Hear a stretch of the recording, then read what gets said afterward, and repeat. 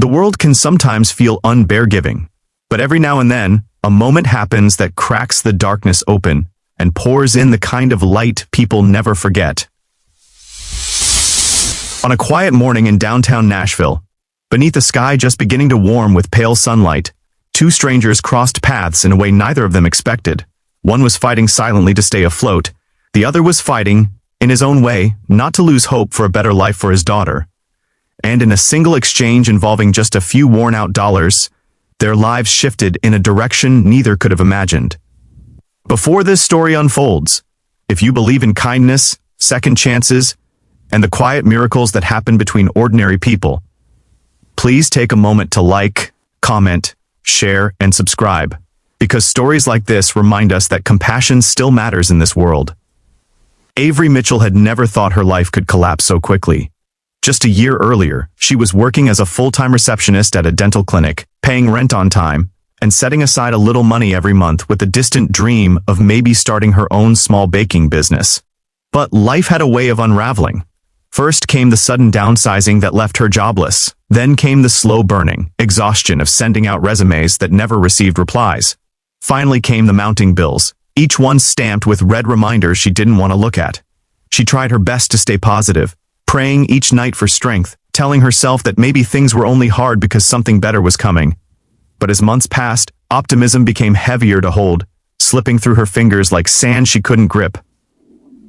By the time the morning she met him arrived, Avery was down to her last $40. She kept them folded neatly inside her wallet, tucked between two expired coupons, as though treating them with care could somehow multiply them. She had eaten half a bagel that morning, telling herself she wasn't hungry, though she was, but she needed to stretch her food as long as possible. She walked downtown not because she had somewhere to be, but because walking helped clear her head. The crisp air helped her breathe through the growing fear that she might lose her apartment within weeks. She tried to remind herself she wasn't alone. People all over the country were struggling, fighting their own battles, but knowing that didn't quiet the knot of anxiety pulling tighter in her stomach. A few blocks away, Ethan Parker was juggling a very different kind of battle. At 34, he never expected to be raising his 6-year-old daughter, Lily, alone. His wife had passed away 3 years before in a tragic car accident that left him with memories he still couldn't talk about without his voice breaking. He worked 2 jobs, one at a local hardware store and another cleaning office buildings in the evenings. He hadn't had a real day off in months. He woke up at 4:45 every morning, packed Lily's lunch, braided her hair the way she liked, and dropped her off at school before heading straight to work. He'd learned to swallow his pain quietly, smiling for Lily even when he felt empty inside. Despite everything, he tried to see blessings where he could. He thanked God for every morning he got to wake up to Lily's sleepy voice calling for him, for every time she slipped her small hand in his while they crossed a street.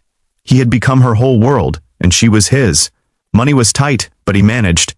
He didn't complain because he knew some people had it worse. Still, some mornings, like this one, he felt the strain in his bones. He had picked up an extra shift and was being paid cash by a small business owner who needed quick cleanup crew help.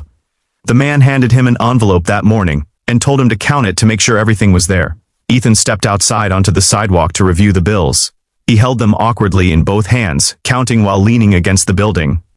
Exhausted but relieved at the sight of the payment, that's when he noticed Avery approaching. She looked cautious, as if unsure where she was supposed to be. Her pale blue blouse was clean but worn, her denim jacket fading at the elbows. Her blonde hair was neatly styled, but he could tell she had spent time trying to look presentable, despite whatever she might be going through. There was a tiredness in her eyes that Ethan recognized instantly, because he had seen it in the mirror. Avery walked toward him because he was standing near a small cafe entrance, and she thought he might be an employee collecting change for a sidewalk fundraiser. That's what it looked like. He was holding money, and the cafe had a tip jar on a tiny table nearby. She felt embarrassed at the thought of not contributing.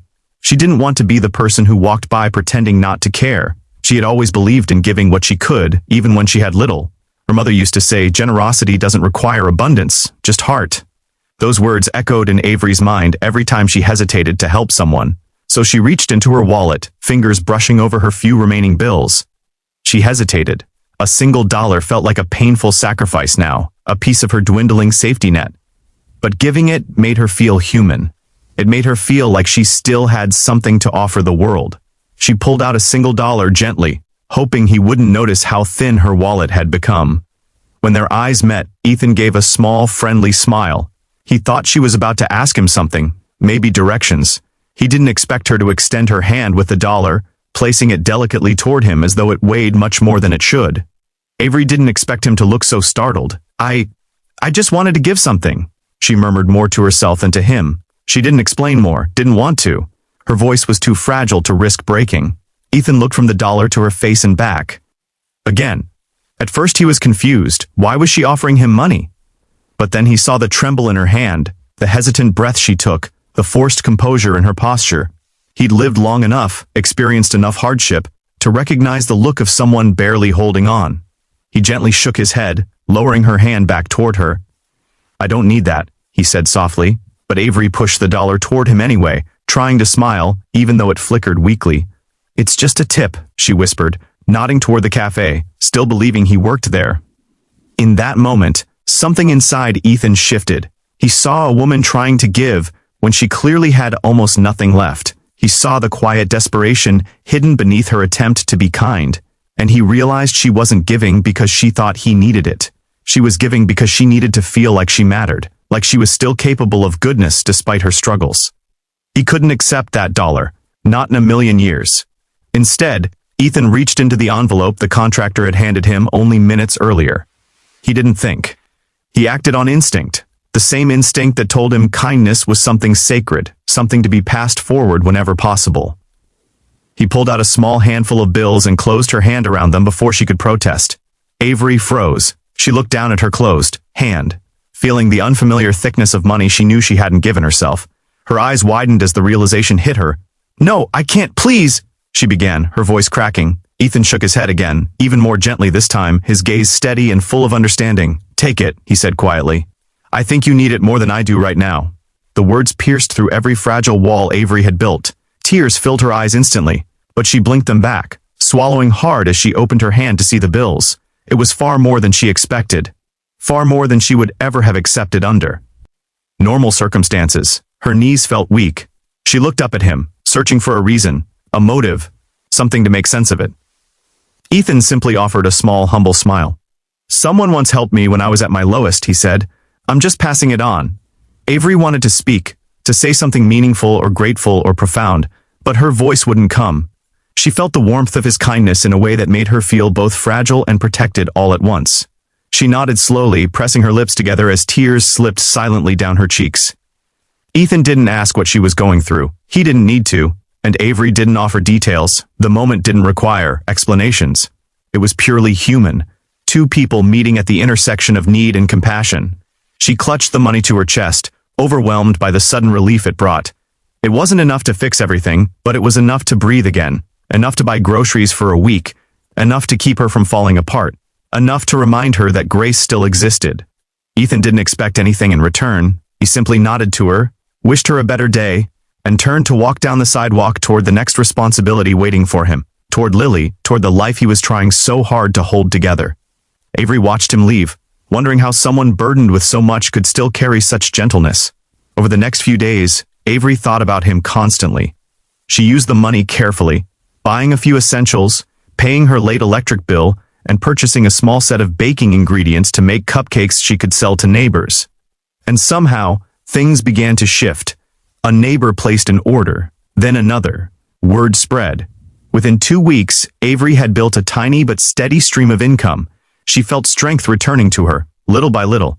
She still struggled, but now she struggled with hope rather than despair. Meanwhile, Ethan continued balancing his exhausting routine, unaware that his small act of kindness had sparked a change in Avery's life. He simply kept doing what he always did, showing up, working hard, loving Lily with everything he had. Avery knew she couldn't let their encounter remain unfinished. She wanted to thank him properly, to let him know how deeply he affected her life. After some searching, she found him at the hardware store, restocking shelves with quiet diligence. She waited until he noticed her. His expression shifted from surprise to a soft smile as he recognized her. Avery didn't need dramatic speeches.